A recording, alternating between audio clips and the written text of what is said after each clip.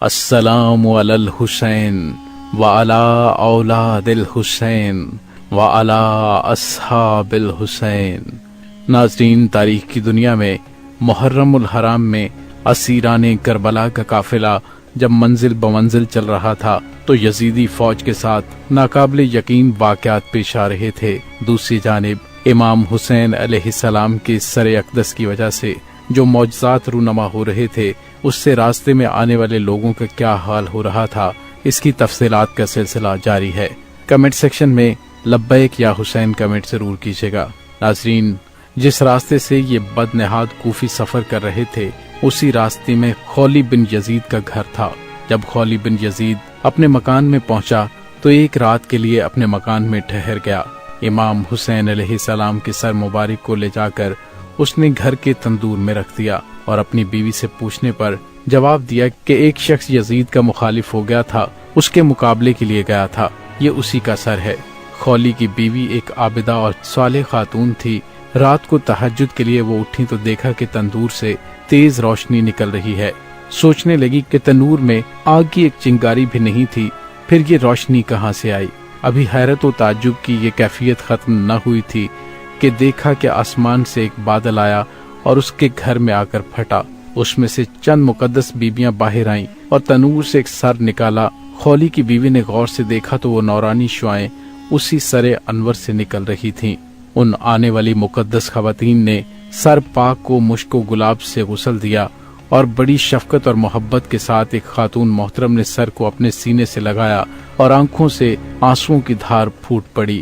اس کے بعد فرمایا، اے میرے لخت جگر، اے میرے شہید مظلوم، حق تعالیٰ بروز محشر تیرے خون ناحق کا انصاف فرمائے گا، اور میرے ہاتھوں سے اس وقت تک اللہ کے عرش کے کنگرے نہیں چھوٹیں گے جب تک میں تیرا پورا خون کا حساب نہ لے لوں۔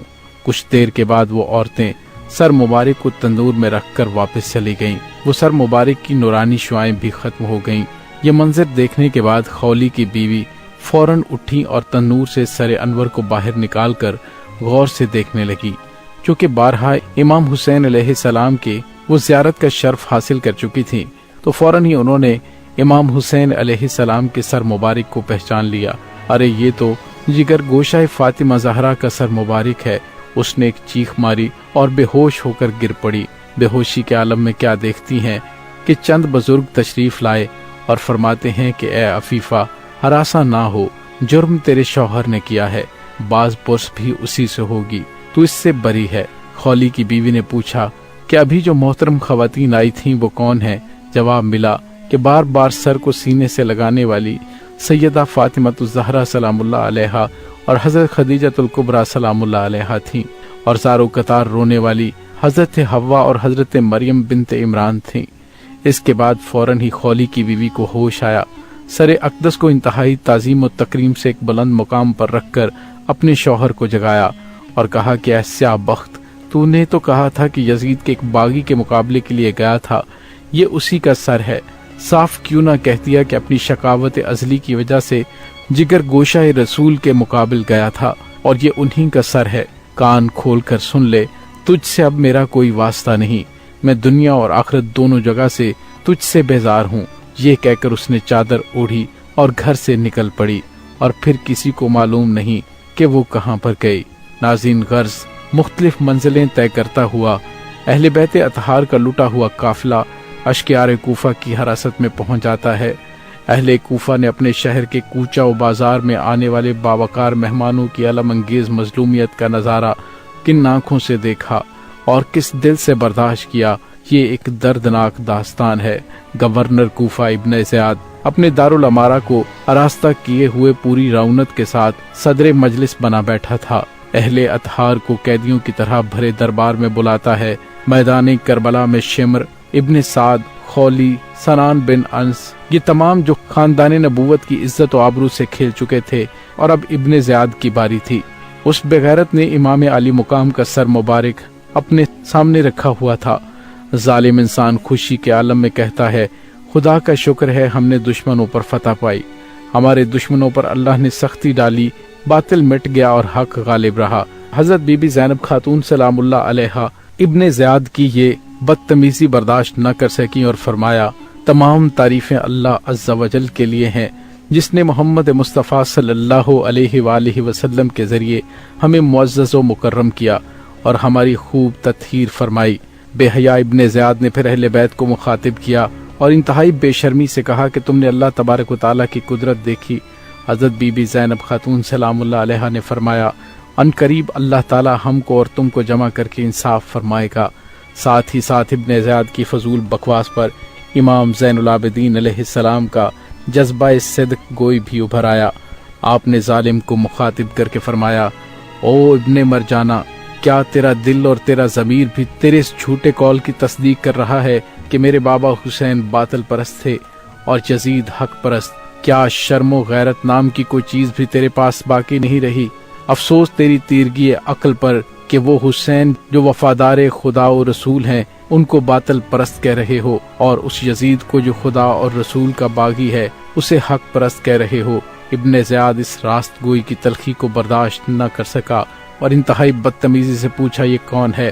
تو کسی نے کہا، یہ امام حسین علیہ السلام کے شہزادے ہیں۔ ابن زیاد نے صفاقانہ لہجے میں کہا کہ میں خاندان حسین میں کسی مرد کو زندہ نہیں دیکھنا چاہتا، انہیں بھی لے جا کر قتل کر دو۔ کوتوال شہر اس نیت سے آگے بڑھا کہ امام زین العابدین علیہ السلام کو قلعہ کے باہر لے جا کر شہید کر دے کہ اتنے میں حضرت زینب سلام اللہ علیہا آگے بڑھی اور لخت جگر امام حسین علیہ السلام کو اپنی آغوش میں لے کر فرمایا، اے ابن زیاد، اگر زین العابدین علیہ السلام کو قتل کرنا ہے تو پہلے ہم سب خواتین اہل بیت کو قتل کرتے، کیونکہ نسل فاطمہ سے یہی ایک لڑکا ہے جو ہمارا محرم ہے۔ نیز اس مجمع میں عبداللہ عفیف نامی ایک صحابی بھی موجود تھے۔ وہ پکار اٹھے کہ اے ابن زیاد، بجائے اس کے کہ اپنے کیے پر شرمندہ ہو، خوشی و مسرت کا اظہار کر رہا ہے اور نسل حسین کی آخری شمع کو بھی گل کر دینا چاہتا ہے۔ خبردار، امام زین العابدین علیہ السلام کے قتل کا ارادہ نہ کرنا، ورنہ تمہارا انجام اہل کوفہ اس بھرے مجمع میں دیکھیں گے۔ ابن زیاد جانتا تھا کہ عبداللہ بن عفیف کا گروہ علاقہ شام میں بہت بڑا ہے، لہٰذا خاموشی میں ہی اس نے عافیت جانی۔ ناظرین، اب اس کے بعد ابن زیاد نے ایک چھڑی اٹھائی اور امام حسین علیہ السلام کے سر مبارک کی جانب دیکھ کر گستاخانہ انداز میں ہنستے ہوئے چھڑی سے امام حسین علیہ السلام کے لب مبارک پر ضرب لگانے لگا اور چاہا کہ منہ کے اندر چھڑی ڈال کر دندان مبارک کو شہید کر دے۔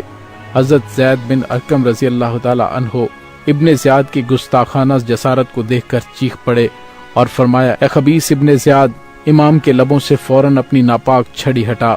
رب کعبہ کی قسم، میں نے حضور سرور کائنات صلی اللہ علیہ وآلہ وسلم کو ان پاک لبوں کو چومتے ہوئے دیکھا ہے۔ یہ سن کر ابن زیاد غصے سے پاگل ہو گیا اور کہا، تمہاری ضعیفی دیکھ کر رحم آتا ہے، ورنہ ابھی گردن مار دیتا۔ حضرت زید ابن ارقم رضی اللہ تعالی عنہ نے کہا، جب تجھے آل رسول پر رحم نہ آیا تو مجھ پر کیا رحم کرے گا؟ اے ابن زیاد، ایک غصہ دلانے والی بات اور وہ بھی سن لے۔ میں نے بارہا رسول اللہ کو دیکھا ہے کہ ایک زانو پر امام حسن اور دوسرے زانو پر امام حسین علیہ السلام کو بٹھائے دونوں شہزادوں کے سروں پر اپنا دست اقدس پھیرتے جا رہے ہیں اور ارشاد فرماتے جا رہے ہیں، یا الہی، میں نے تیرے پاس اور تیرے مومنین صالحین کے پاس یہ دونوں امانتیں سپرد کر دی ہیں۔ تو اے ابن زیاد، تو نے امانت رسول صلی اللہ علیہ وآلہ وسلم کے ساتھ جو برا سلوک کیا، اور اے ابن زیاد کے ساتھیوں، تم نے فاطمہ زہرا سلام اللہ علیہا کے چہیتے فرزند امام حسین علیہ السلام کو شہید کیا اور ابن زیاد جیسے ظالم کو اپنا سردار بنایا۔ اللہ تم سے کبھی راضی نہ ہو۔ ابن زیاد سچی باتوں سے چراغ پا ہو گیا۔ جب کوئی تدبیر نہ سوچی تو خفت مٹانے کے لیے ممبر پر چڑھ گیا اور کہنے لگا، اللہ کا شکر ہے کہ جس نے حق کو ظاہر کیا اور امیر المومنین یزید اور اس کی فوج کو فتح و کامرانی سے نوازا اور معاذ اللہ کاذب ابن کاذب کو قتل کیا۔ حضرت عبداللہ بن عفیف موجود تھے، فوراً بول اٹھے، اے ابن زیاد، تو جھوٹا، تیرا باپ جھوٹا، تیرا امیر المومنین یزید جھوٹا، تف ہے تیرے اوپر کہ صدیقین اور صالحین کی جگہ پر کھڑا ہو کر جھوٹی بکواس کر رہا ہے، اور شرم بھی تجھے نہیں آتی۔ آخر ابن زیاد سے نہ رہا گیا تو ان کے قتل کا حکم دے دیا، لیکن اس وقت تو حضرت عبداللہ بن عفیف رضی اللہ تعالیٰ عنہ کو قوم نے انہیں کسی صورت بچا لیا، مگر رات میں ابن زیاد کے آدمیوں نے انہیں شہید کر دیا۔ ایک بزرگ فرماتے ہیں کہ جب سرہائے شہداء کو کوفہ کے دارالامارہ میں لایا گیا تو میں نے دیکھا کہ امام حسین علیہ السلام کی لبوں میں جنبش ہے۔ میں اپنے کانوں کو ان کے قریب لے کر گیا تو صاف صاف سنا آپ نے یہ آیت کریمہ تلاوت کی، جس کا ترجمہ یہ ہے کہ اللہ تعالیٰ کو ظالموں کے ظلم سے غافل نہ جانو۔ اس کے بعد امام حسین علیہ السلام کے سر اقدس کو اٹھایا اور کہتے ہیں غور سے دیکھنے لگا مگر ان کا ہاتھ لرزنے لگا، گھبرا کر سر اقدس کو اپنی ران پر رکھ لیا۔ اسی وقت سر مبارک سے خون کا ایک قطرہ ٹپکا اور مثل تیزاب ابن زیاد کی قبا اور ران میں سوراخ کرتا ہوا تخت پر پہنچا، تخت کو پار کر کے زمین پر گرا اور غائب ہو گیا۔ یہ زخم ابن زیاد کی ران میں ناسور بن کر زندگی بھر رہا اور اس سے اتنی بدبو اٹھتی تھی کہ باوجود نافع مشکی باندھنے کے لوگ اس کے قریب بیٹھتے ہوئے نفرت محسوس کرتے تھے اور زیادہ دیر نہیں بیٹھ سکتے تھے۔ جس دن ابن زیاد مارا گیا اسی بدبودار علامت کے ذریعے حضرت ابراہیم بن مالک اشتر نے اس کو پہچانا تھا۔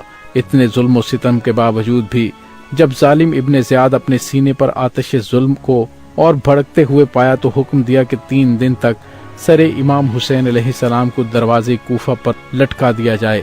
چنانچہ کوفیوں نے 3 دن تک امام حسین علیہ السلام کے سر مبارک کو کوفے کے دروازے پر لٹکا دیا۔